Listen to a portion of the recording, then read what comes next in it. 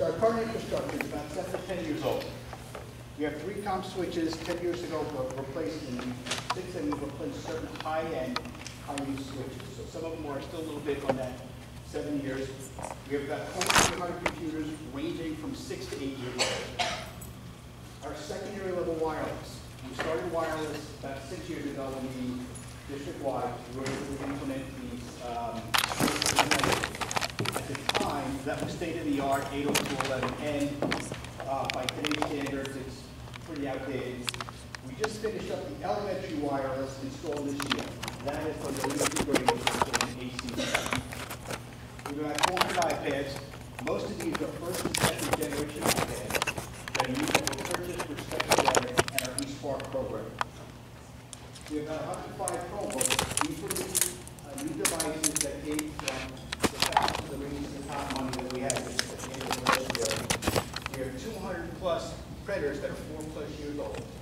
We have 120 laptops that are in use in the high school that are 4+ years old. Currently, about approximately 65% of our classrooms have some form of interactive technology. Whether that be a smart board, a projector, some kind of camera. We have a very robust what's called virtual environment. And back in the old days, we used to have what were called IBM mainframes and what were called dumb terminals.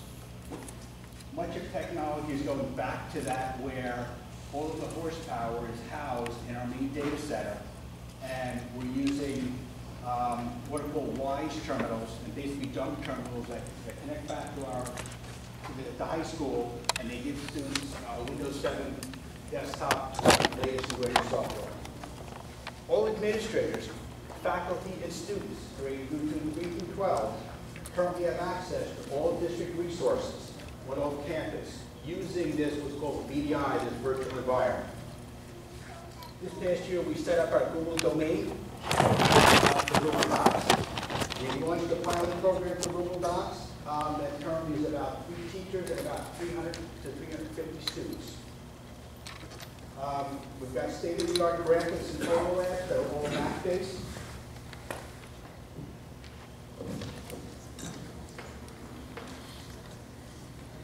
We show up there instructional computer labs. We have about 20 computer labs throughout the entire district.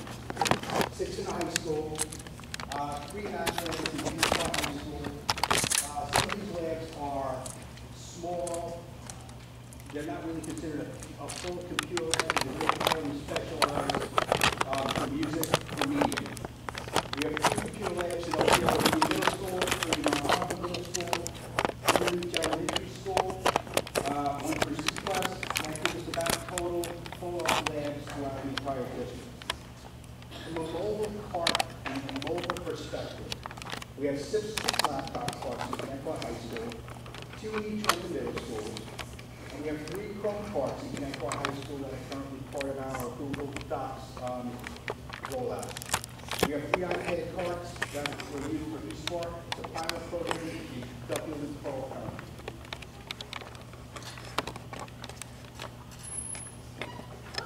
Now I'll go over some of our technology initiatives between last year and this year.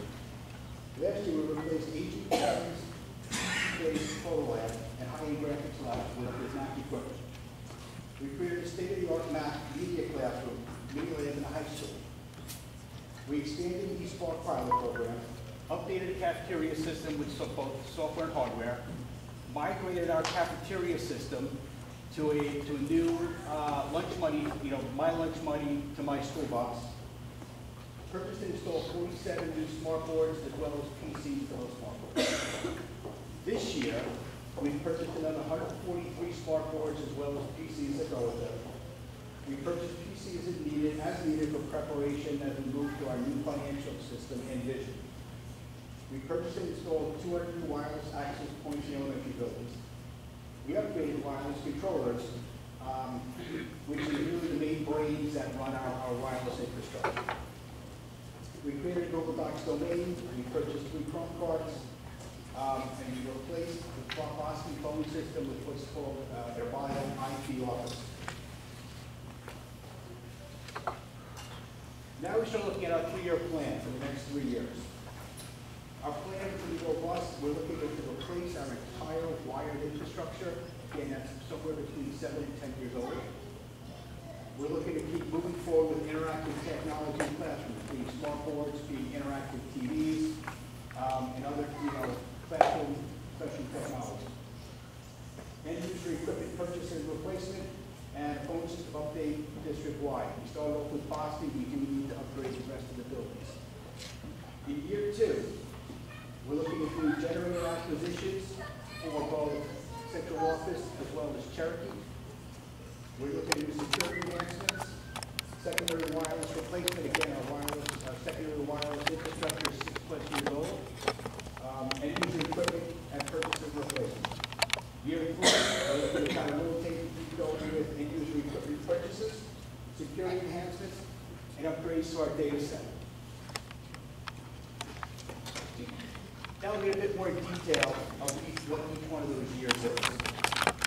The wiring infrastructure, all of our electronic switches will be replaced with all of our data cards. That will give us the latest and greatest high-speed connections to all data. The interactive technology classrooms will be whiteboards. Where required and where appropriate, we'll be looking at LED touch TVs that support the New York State curriculum initiatives. The document counting for teachers as well.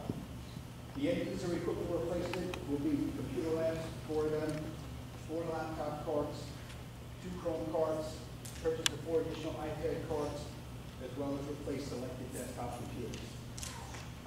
And again, the phone system will replace the balance of the phone system in the district. Our second year, we're going to look to be able to do generator acquisitions for our critical hubs and operations of central office and Cherokee Elementary School. We chose Cherokee because it's our North Load building and it's considered our disaster recovery center.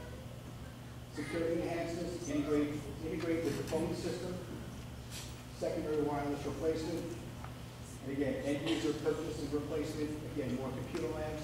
We're looking to get back on a rotation of replacing a certain amount of technology, a percentage of technology every year. So we never run into where I need to come up to the Board of Education, the community, and say, I need $3 or $4 million to replace all the PC equipment.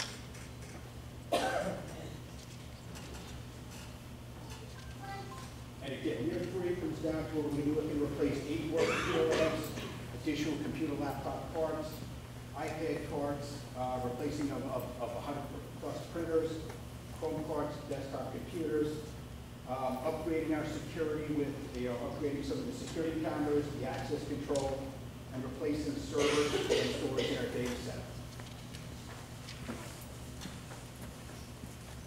Now we come down to how do we fund this?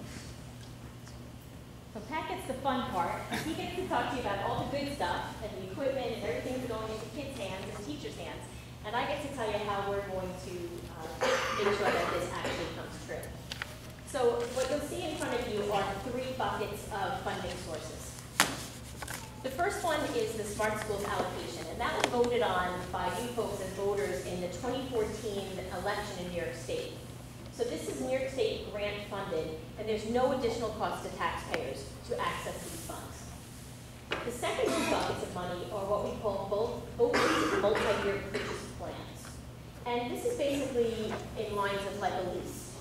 So what happens when you go to a 5-year BOCES multi-year purchase plan, you actually get about $850,000 worth of purchasing power up front, and then you pay off the loan over 5 years. That gets us approximately 40% state aid return to us, and that would be accessible again down the line in our budget cycle about 5 years from now. The third source is a 3-year multi-year purchase. That gets you about $500,000 to $550,000 worth of purchasing power. It's in your budget as a $200,000 budget line, but you get all the equipment up front for our kids and our teachers to access right away. Again, about 40% of that is returned to us in BOCES aid every year. So if you look at which bucket of funds we're looking to access for each one of the different projects that we're looking at, these are the Smart Schools funds that we're looking to access. That top plan, year 1, 2016-17, moving into the next school year, is the $1.8 billion in wired infrastructure update that was already voted on by the voters of Connecticut schools in the capital project of 2014. And what's really nice about that is it's also been approved already by SED. So it took them about 18 months to turn around that approval. So as soon as we are ready to say yes, we move forward with the Smart Schools Investment Plan, which is what this hearing is about tonight, we can actually begin with a letter of intent, which will tell New York State that we're ready to access some of the free funds that you're giving us as a school district, and we'll be able to start doing this project. Year 2 hasn't been priced out yet because it's something that we would need to work with our architects in order to make sure all the wiring is in place to do what we're looking to do. So we're looking at generator acquisition, we are looking at security enhancements, we're looking at secondary wireless replacement. All of our elementary schools this year became wireless structures, so we're ready to roll out some one-to-one initiatives with our elementary schools. And our end-user equipment and replacement will also happen in the second year as we move through the Smart Schools. In year 3, we will look again to look for end-user equipment purchase and replacement. So we have computer labs all over the district. We have computers in individual classrooms. These are the kind of things that last between 5 and 8 years, depending on how often they're used and how often their software is updated. So we'll be looking to replace the ones that are at the end of life. We'll also look to enhance security, and we'll make sure that our data center equipment is updated and replaced. Here's what Smart Schools allowed us to do. Smart Schools allowed us to build pre-kindergarten classrooms if we needed in our district. It allowed us to replace portable classrooms, which we don't have, so we didn't need to access it for that. It is allowing us to upgrade our high-tech security. It's also allowing us to increase our school connectivity, and it's also allowing us to look at our classroom technology and devices and add to what we have for our students and our teachers to access. What's not permitted in Smart Schools, you're not permitted to warranty any of the equipment that you purchase with Smart Schools, with Smart Schools money. You're not allowed to upgrade your phone systems. And this is something that we truly believe that we need in order to make sure that our system, our schools are as safe as they can possibly be with all the access that we need. And that's something that we're going to look to use a different pocket of money for. You're not allowed to do professional development, which doesn't make any sense because as we begin to roll out new technology and new software, it's really important that both our teachers and our students know how to use it, so that's something that we would use our BOCES funding for. It's not permitted to have additional staff or to increase our internet bandwidth, nor are you permitted to pay your BOCES fees with Smart Schools. So here's the Smart Schools timeline. So we had an administrative district review with our architect and our building survey. We actually did that in 2013 in order to be ready for the bond in 2014.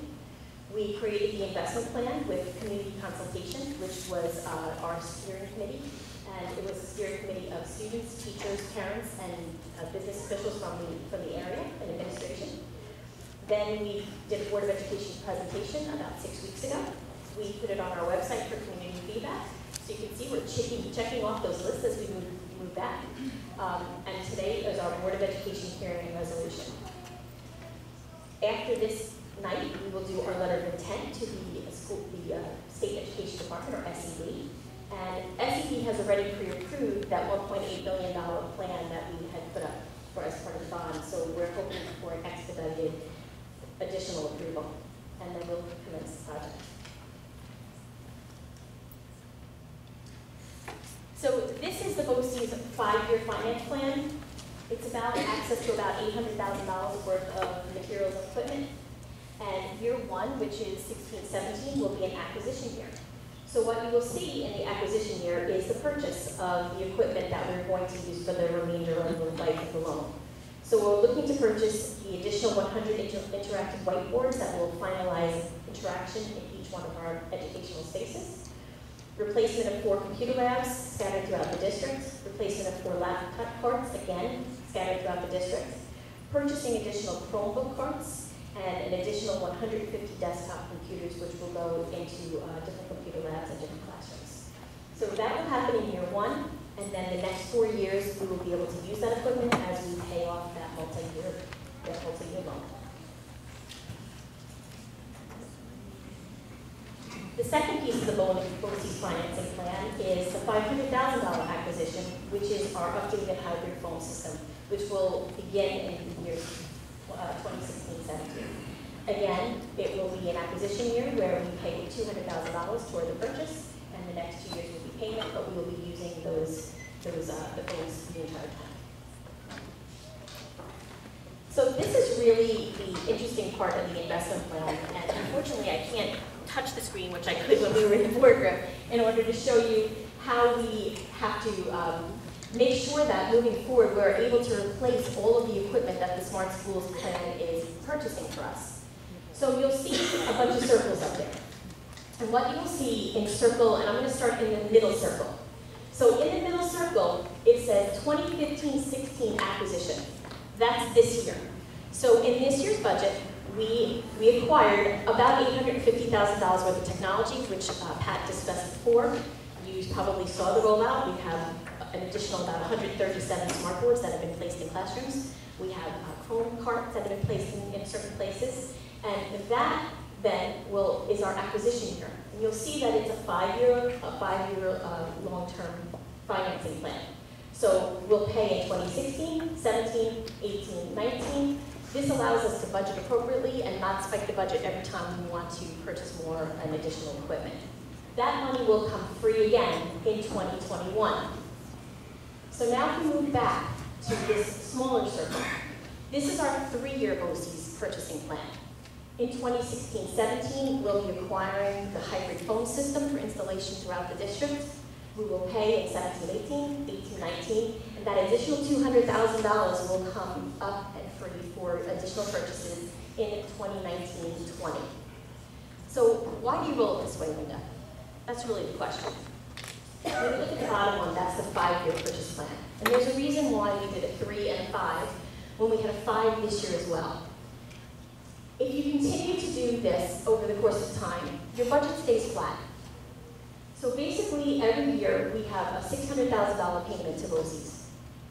And every 3 years, we have that lump sum available to us again. So if in 2019-20, we want to make a purchase of about $500,000, we can, and then start that cycle again. Or we can do a straight purchase rather than a lease, and purchase about $200,000 of equipment. But if Pat comes to me and says, Lynda, we need to do the wired infrastructure again. I need $1.8 million worth of purchasing power. If we wait for the next year, we will then have $400,000 of BOCES. We can do that over a 4 or 5 year plan, which will get us if there's $1,600 or $1,800, $1.8 million, versus worth of purchasing power. So by staggering the payments like this, you can actually decide and plan in the future exactly when you need to purchase things, and our budget stays flat the whole time. So with that $600,000 payment, we can do it a 3-year plan, a 4-year plan, a 5-year plan, which gives us more purchasing power, or we can hold off and we can lump together these purchases and make a larger purchase. And that's really the main focus of the Smart School Investment Plan, because you need to have a plan in order for the district to continually replace and upgrade any of the materials that are purchased with the Smart Schools plan.